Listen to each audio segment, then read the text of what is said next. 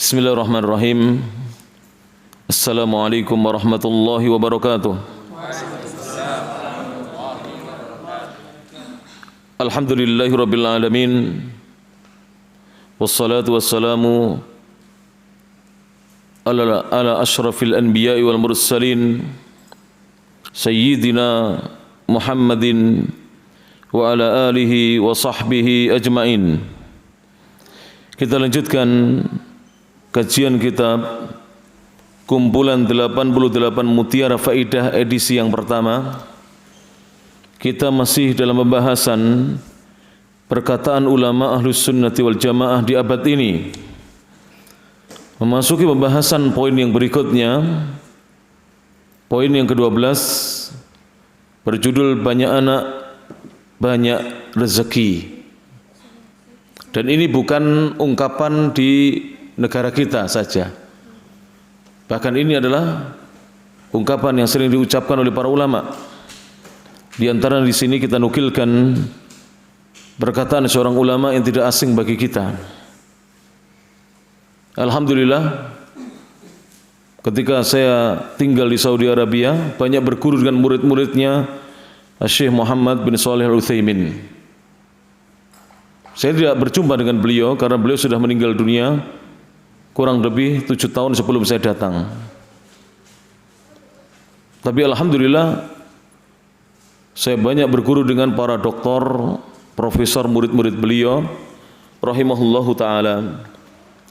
Dan alhamdulillah saya juga dimudahkan bersama keluarga untuk mengunjungi pesantrennya beliau, salat di masjidnya beliau, di masjidnya Syekh Muhammad bin Shalih Al-Utsaimin rahimahullahu taala.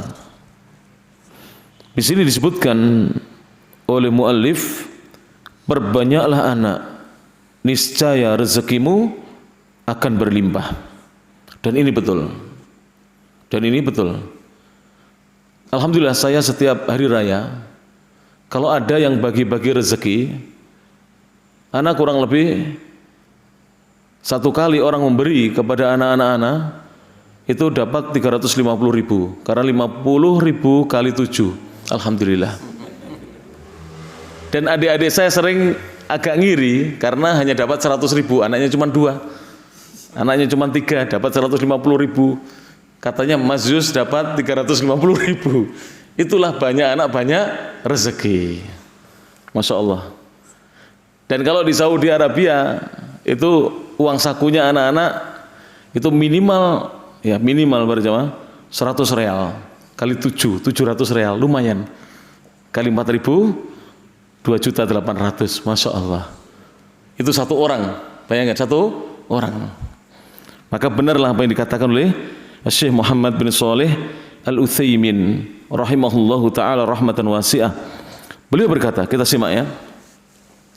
Walaqad dhalla dhalalan mubina. Walaqad, dan sungguh benar-benar, dhalla telah tersesat, dhalalan dengan kesesatan mubinan yang nyata, yang jelas. Siapakah yang tersesat? Man asa'ad dhann, siapa yang berburuk sangka. Man asa'ad dhanna bi rabbih, seorang yang dia berburuk sangka terhadap Rabbnya, itu sesat. Kalau seorang itu berburuk sangka kepada siapa? Allah Subhanahu wa taala, Rabbnya. Faqala, lantas dia mengatakan, la tukthirul aulada, la tukthiru, janganlah sekali-kali kalian memperbanyak al-aulada, anak-anak. Jangan sekali-kali kalian banyak anak. Sebab tudayyaku, akan disempitkan, akan menjadi sempit, alaikumul arzaku, atas kalian rezeki-rezeki kalian. Ini ucapan yang sering muncul. Sekarang biaya sekolah tinggi, biaya hidup juga tinggi. Kemudian banyak orang yang tidak mau memiliki banyak anak. Dan saya sampaikan di sini, bukan saya mengkritik bagi bapak-bapak yang sudah terlanjur anaknya cuma 1 atau 2, tapi bagi ikhwan-ikhwan yang masih muda-muda, yang istrinya masih muda, masih sanggup untuk memperbanyak anak. Tapi ini tidak menutup kemungkinan bagi yang sudah 60 untuk menambah. Iya, untuk menambah ya. Tidak menutup kemungkinan. Karena laki-laki itu sampai usia 80 pun masih berproduksi, laki-laki itu. Masya Allah. Allah memberikan keutamaan kepada laki-laki ya. Mudah-mudahan para ibu segera meridhoinya. Amin ya rabbal alamin. Amin ya rabbal alamin. Perlu waktu ini. Insyaallah taala. Amin ya rabbal alamin. Kita doakan ikhwan. Insyaallah. Baik. La tukthiru al-aulada. Jangan kalian memperbanyak anak-anak. Sebab tudayyaku akan disempitkan, akan menjadi sempit alaikumul arzak, rezeki-rezeki atas kalian. Kadzabu, kata Syekh, mereka telah bohong, telah berdusta. Wa rabbil arsy, demi Rabbnya arsy, demi pemiliknya dan pemeliharanya arsy. Fa idza aktsaru, apabila mereka memperbanyak, minal auladi, memperbanyak anak-anak, aktsarallahu, Allah pasti akan memperbanyak min rizkihim, rezeki mereka. Allah akan perbanyak rezeki mereka. Betul ya kawan. Minimal kalau kita anaknya misalnya 10, sekali masak tidak cukup setengah kilo ya kak, berasnya ya tidak cukup, berarti kan banyak rezeki kita ya. Iya, berarti banyak rezeki kita para jamaah rahmati Allah subhanahu wa ta'ala. Kalau kita ajak semua ke pengajian, terus kemudian dibagikan nasi pecel, semuanya jerapat 10 ini ya. Rezekinya banyak ya Kak para jamaah. Banyak sekali rezekinya dari Allah Subhanahu wa taala. Nah, dan ini saya rasakan sendiri para jamaah. Jadi kalau saya ngajak bertamu anak-anak saya, semuanya dapat uang saku. Tidak ada yang tidak dapat. Itu 7 orang ya dapat. Kalau semuanya dapat, masing-masing dapat 10.000, 7 orang dapat berapa? 70.000. Lihat nikmat dari Allah Subhanahu wa taala. Kenapa demikian? Li'annahu, karena sesungguhnya mamin dabatin, tidaklah ada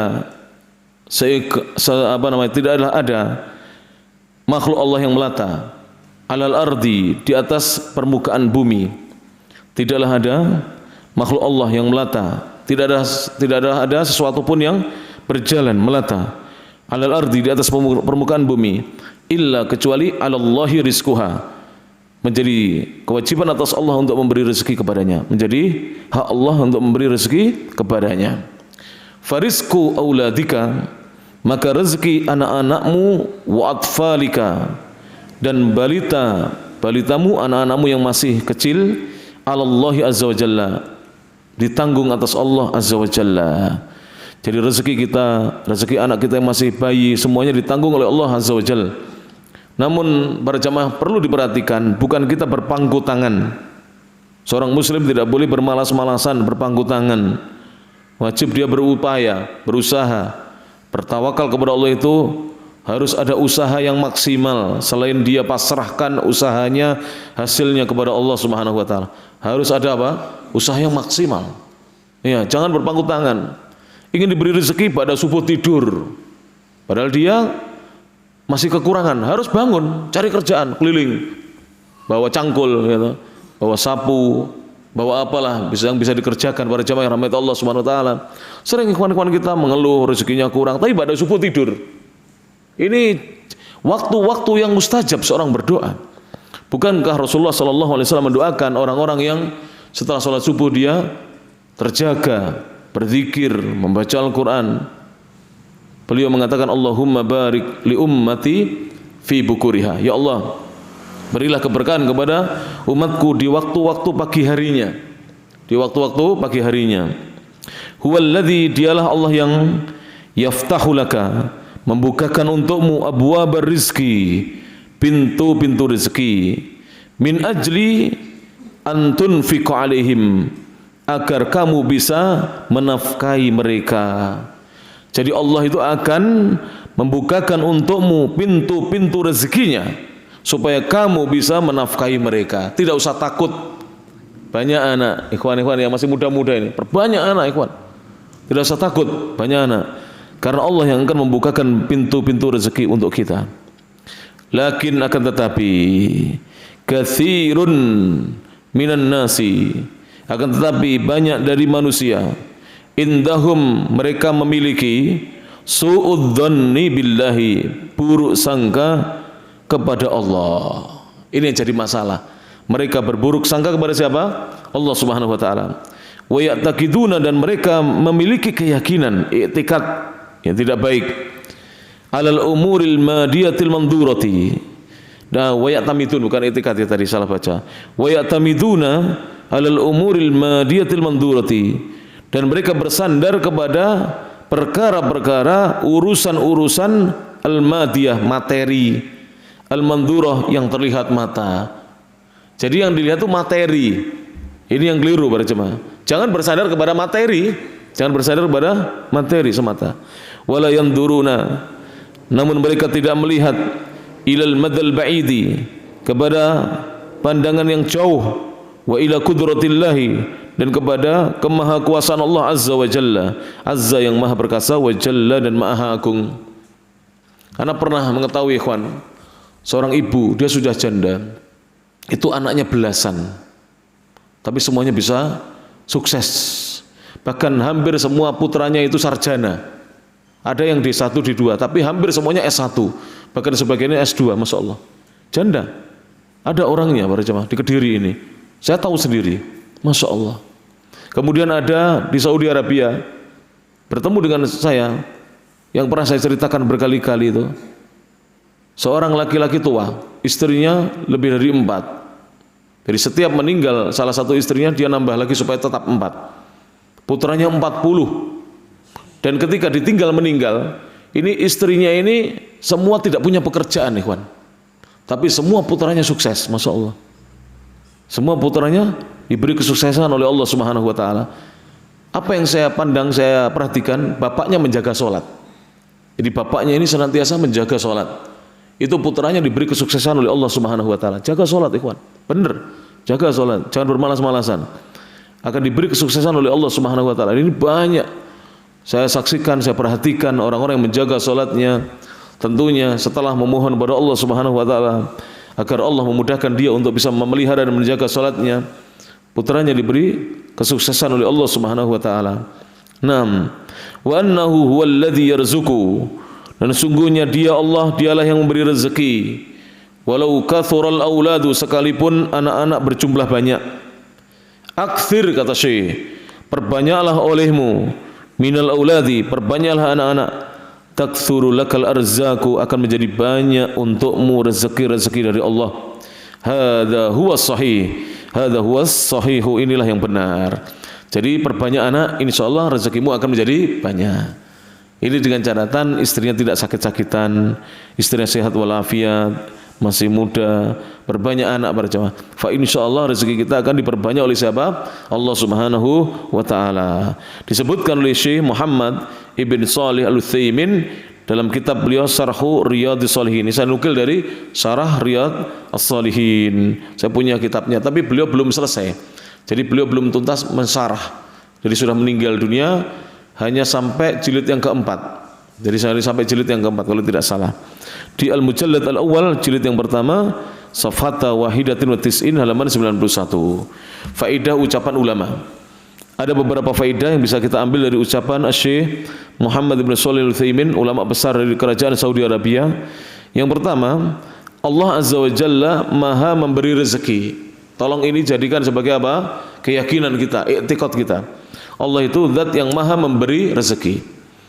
Yang kedua, Allah Ta'ala telah menjamin rezeki seluruh hamba-hambanya. Tidak usah takut, Allah menjamin rezeki seluruh hambanya. Yang ketiga, wajibnya berbaik sangka kepada Allah dalam masalah rezeki kita. Jangan sekali-kali berburuk sangka. Misalnya mau buka usaha, nanti jangan-jangan tidak laku. Jangan demikian, buka saja. Buka serius, insya Allah akan diberi rezeki oleh Allah Subhanahu wa Ta'ala. Dan saya sudah sampaikan tadi dalam kajian bahasa Arab tadi, pelajaran bahasa Arab, bahwa di antara hadis Rasulullah SAW yang perlu kita perhatikan adalah hadis yang berbunyi, ud'u rabbakum, berdoalah kalian, memintalah kalian kepada Allah Rabb kalian, sesembahan kalian, wa antum muqinuna bil ijabati, dalam keadaan kalian yakin bahwa doa kalian akan diijabahi. Fa insyaallah diijabahi oleh Allah Subhanahu wa Ta'ala. Yang keempat, haramnya berburuk sangka kepada Allah Ta'ala. Haram ya berburuk sangka kepada Allah. Sebab Allah pernah berfirman dalam hadis qudsi, ana inda dhanni abdi bi, ana saya, aku, kata Allah, inda dhanni abdi, sesuai dengan persangkaan hambaku bi, terhadap diriku. Jadi kalau kita bersangka baik kepada Allah, akan datang kebaikan untuk kita. Alhamdulillah, pesantren ini teman-teman semangat untuk bersangka baik kepada Allah. Alhamdulillah, ya. Ya. Alhamdulillah, disyukuri ya kawan. Mungkin belum ada di Kabupaten Kediri pesantren yang ada AC-nya ya, insya Allah. Masya Allah ini. Disyukuri apa Rupi, apa Mahfud, apa Huda ini. Pesantren kita ini Masya Allah. Dan mungkin pesantren pertama baru berusia 1 tahun sudah punya mobil dakwah, Masya Allah ini. Perlu disyukuri para jamaah. Ya rahmat Allah Subhanahu wa ta'ala. Nah, ini perlu disyukuri nikmat dari Allah Subhanahu wa ta'ala. Nah, kemudian beliau mengatakan yang keempat, tidak selayaknya seorang hamba takut punya anak. Ya Mas Ari ya, nanti kalau menikah jangan takut punya anak. Jangan takut punya anak. Dan yang belum menikah sebaiknya ketika mau menikah ditanyakan istrinya, "Dik, mau tidak nanti kalau saya menikah lebih dari 1?" Kalau tidak mau cari yang mau dulu ya. Kalau mentok gak ada yang mau baru ya itu pilihannya sudah. Kalau mentok tidak ada yang mau. Loh bener ini. Ya. Taib. Ada beberapa yang memiliki trik begitu berhasil berjamaah. Alhamdulillah. Nah, tidak selayaknya seorang hamba takut punya anak disebabkan pandangan yang salah tentang rezeki. Pandangan yang salah tentang rezeki.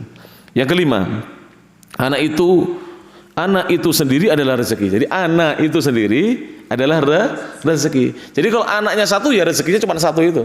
Kalau 2, 3, 10 ya 10. Jadi anak itu adalah rezeki dari Allah Subhanahu wa taala. Kita tidak tahu loh ikhwan, siapa yang nanti banyak beramal kemudian dia yang menjadikan kita banyak diberi pahala oleh Allah Subhanahu wa taala.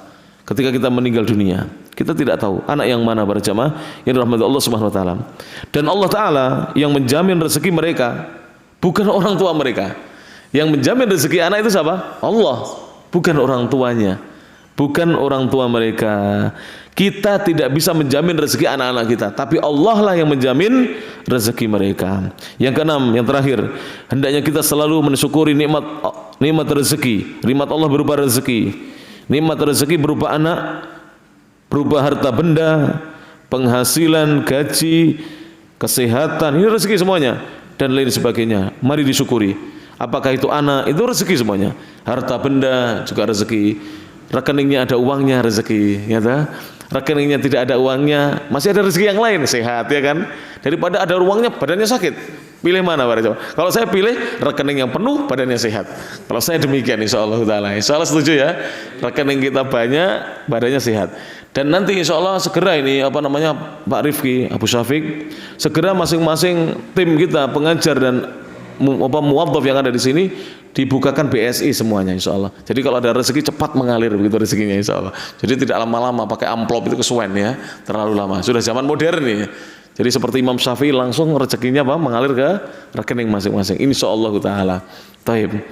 Jadi ini adalah hal yang baik. Kalau kita memahami rezeki itu tidak dengan pandangan sempit. Jadi anak itu rezeki, harta benda rezeki, penghasilan itu rezeki, gaji itu rezeki, kesehatan itu rezeki, ilmu itu rezeki, mencintai Nabi itu rezeki. Banyak disebutkan oleh para ulama. Antum baca kitab Lisanul Arab yang ditulis oleh Ibnu Mandur. Rezeki itu maknanya banyak sekali. Termasuk mencintai Rasul itu rezeki. Masya Allah. Takwa itu rezeki. Al-ilmun nafi itu rezeki. Banyak sekali. Tapi ini yang bisa disampaikan mudah-mudahan bermanfaat. Akhirul kalam subhanakallahumma bihamdik asyhadu an la ilaha illa anta astaghfiruka wa atubu ilaik wa akhiru da'wana alhamdulillahirabbil alamin.